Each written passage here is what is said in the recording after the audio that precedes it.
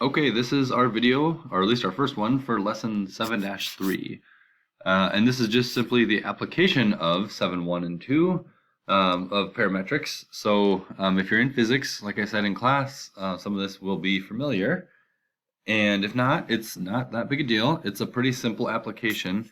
In fact, when we talked about gravity lessons and Wile E. Coyote, it's no different than the problems you're going to do in the practice problems, because really all of these problems are based on these two equations right here. There's an equation that tells you the position of an object that has been projected or thrown or dropped. It'll tell you the position in the x direction with the first equation, and it'll also tell you the position vertically, kind of using 0 as our starting point being the ground. This lower equation tells you the position vertically. So together, when you plot the x, y coordinates at any given time, you can see kind of the motion of the object, and that's why we call it projectile motion.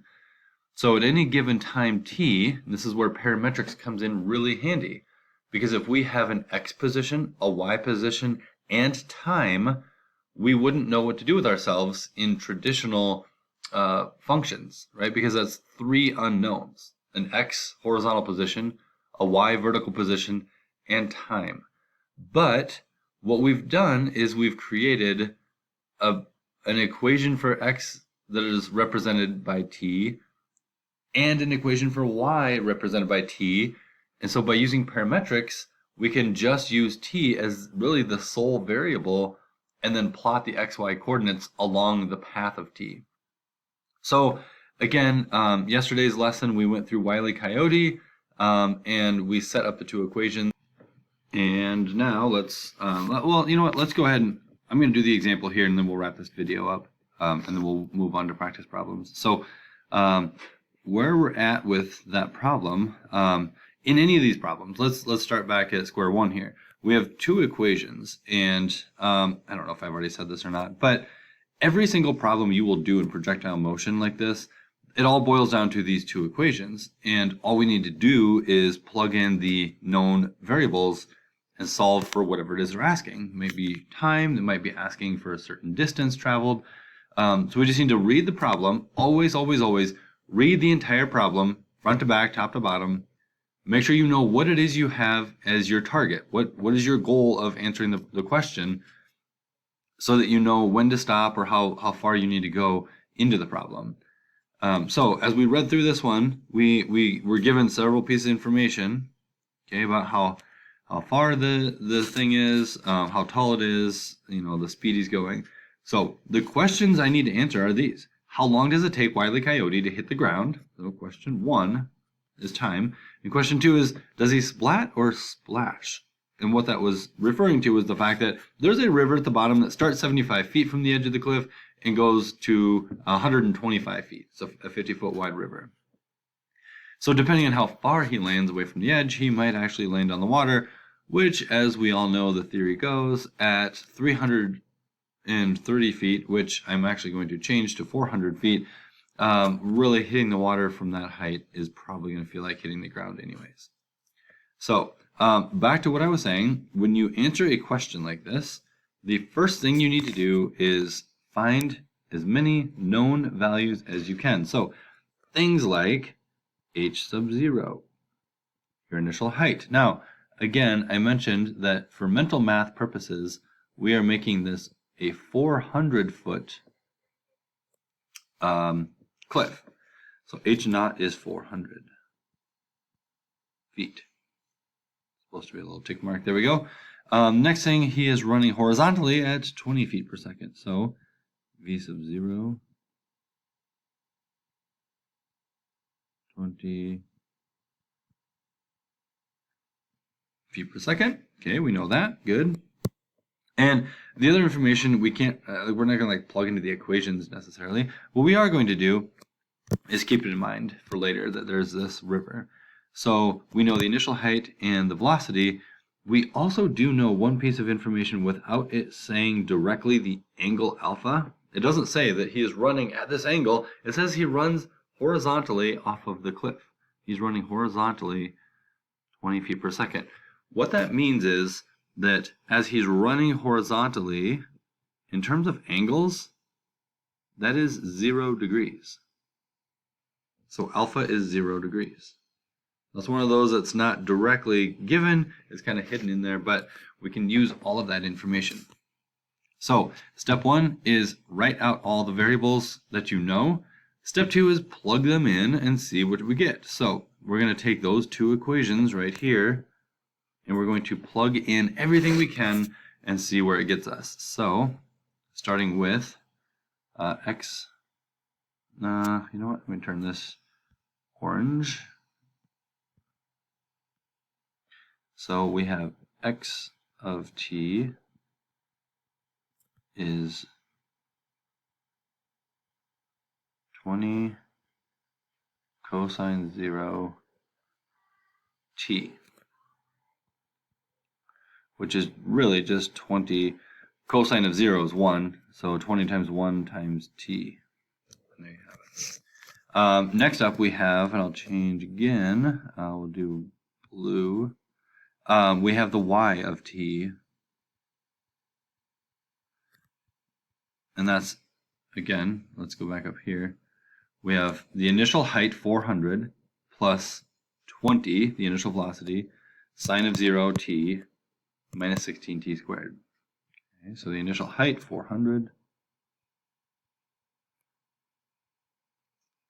plus 20 sine of 0 t minus 16 t squared. Wow, look at that. It actually fit on the page. Well, what you may have already figured out is 20 times sine 0. Well, sine 0 is 0, so that entire term becomes 0. So really we have y of t is equal to 400 minus 16 t squared. So there you have it.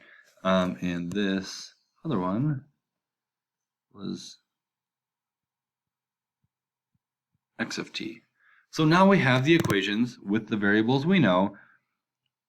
What do we notice? We still have equations, we don't have answers. How long does it take him to hit the ground? Well, that's the question, right? Well, we have t. T is our variable, so we need to know t in order to answer how long does it take, right? Like that can't be answered yet. Does he splat or splash? That we can answer. Because the equation y of t is telling us if I plug in a certain amount of time in the equation, what I'm getting out is the height of Wile E. Coyote at that given time. Well, if we want to know where he hits, or rather, sorry, how long does it take him to hit the ground?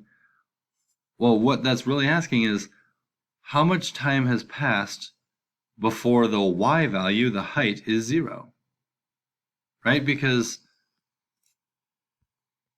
when y is 0, that's telling us that the object, in this case Wile E. Coyote, is 0 feet above ground, which means he's on the ground, which means we are answering the question, how long does it take him to hit the ground, by setting y equal to 0.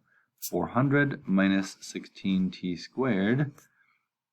Okay, now we don't have two variables. We don't have y and t, we just have t. I'm going to add 16t squared to both sides, so that 16t squared is 400, leaving us with dividing by 16 on both sides. T squared is 25, and look at that. It's almost like I intentionally chose 400 instead of 330 for some nice easy math. T equals 5 seconds. So how long does it take him to hit the ground? When y equals 0, the height is 0, t was 5 seconds. After 5 seconds, you've hit the ground. So that is one answer. Now, does he splat or splash? Now we need to look at the horizontal distance he's traveled. Because as you look at this, he was on a cliff right here, and there's this like random chunk where it's water, right? We want to know if at 20 feet per second, Does he land short? Does he land in the water, or does he overshoot the water, right? So what we're really asking is, after 5 seconds of falling, this equation, x of t, is telling us how far from the base did he go after 5 seconds. Doesn't matter the height. This equation just gives us the horizontal distance. So what we can do is we can take and say when x of 5, because x of t is now known as 5, that equals 20 times 5, which equals 100 feet. Okay, so we know that he has gone 100 feet during that 5 seconds of free fall. And if we check, the river starts at 75, goes to another 50 feet wide. Yes, he splashes.